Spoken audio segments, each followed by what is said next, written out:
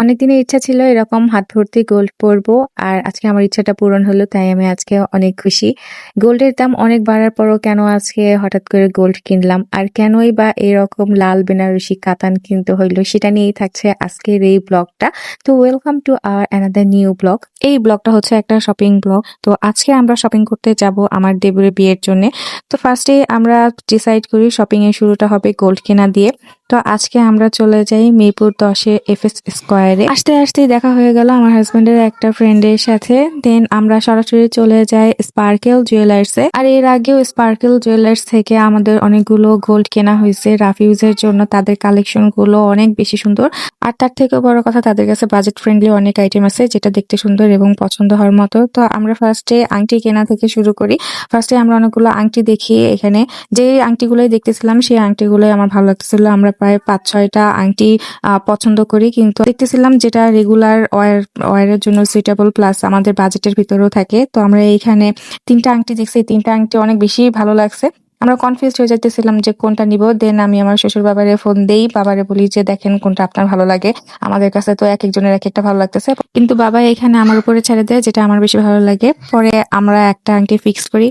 এরপর একটু আমরা কফি ব্রেক দিই। কফি ব্রেকের মাঝখানে আমরা চিন্তা করি আর কি নেওয়া যায়। আর এখানে অনেকগুলো কালেকশন আছে, তাদের ডায়মন্ডেরও অনেক কালেকশন আছে, বাট আমরা ডায়মন্ডের ভিতরে যাইনি, আমরা সম্পূর্ণ গোল্ডের ভিতরে থাকতে চাইছি। তো আংটি কেনা শেষে এবার আমরা ডিসাইড করি একটা চেন কেনার। তো অনেকগুলো চেনই দেখি আর রেগুলার চেন দেখি। তো এখানে আমরা পছন্দ করতেছিলাম যে কোন চেনটা নেওয়া যায়। দেন চেনের পালা শেষ হওয়ার পরে এখানে আমার দেবরকে আমি বলতেছিলাম যে তুমি বউরে কিছু একটা গিফট করো। তো বলতেছিলাম তুমি এই নাকফুলটা ওরে গিফট করো, বাট ও শাই ফিল করতেছিল। যাই হোক, তারপরে আমরা এই নাকফুলটাও নিয়ে নেই। ফাইনালি আমরা এখানে বিল করি। বিল করে আমাদের গোল্ড কেনাটা শেষ হয়, গোল্ড কেনাটা।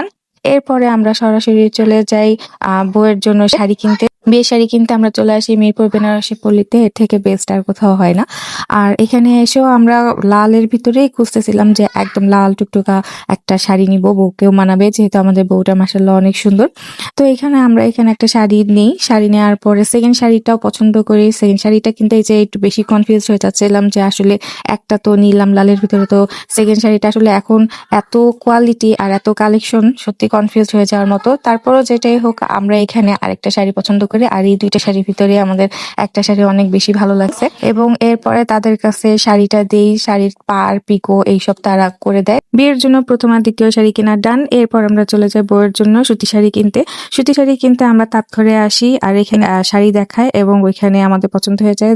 যেহেতু নতুন বউ, তাই আমরা চাইতেছিলাম সব ধরনের কালারই ওর কালেকশনে থাকুক, তাই আমরা এক একটা এক এক কালার নিতেছিলাম। এরপর রাত হয়ে যায়, ডিনার করতে আমরা চলে আসি। তো সারাদিন কেনাকাটা শেষে আমরা সত্যি অনেক টায়ার্ড ছিলাম, প্লাস ক্ষুধার্তও ছিলাম। তো এখানে এসে আমরা ডিনারটা সারি। ডিনার শেষ করে আবার আমরা চলে যাই সেই শাড়ির দোকানে। যে শাড়ির পিকো এবং পাড় লাগানো শেষ, এরপর আমরা শাড়ির সাথে ম্যাচ করে ওড়নাও কিনি। এরপর পেমেন্ট এবং প্যাকিং করে আমাদের ফার্স্ট দিনের শপিংটা শেষ হয়ে যায়। বিয়ের শপিং তো অনেক কিছু কেনাকাটার বিষয়, তো একদিনে শেষ হয় না। যদিও ভাবছিলাম আজ শুধু গোল্ড কিনবো, দেন শাড়িটা জাস্ট দেখে যাব। শাড়ি দেখতে এসে আমাদের শাড়িও কেনা হয়ে যায়। তো এই ছিল আজকের শপিং। তো নেক্সট ব্লগগুলো আপনাদের সাথে শেয়ার করবো। ততদিন ভালো থাকবেন আর অবশ্যই আমাদের ইউটিউব চ্যানেলটা সাবস্ক্রাইব আর ফেসবুক পেজটা লাইক করে দিবেন। আল্লাহ হাফেজ।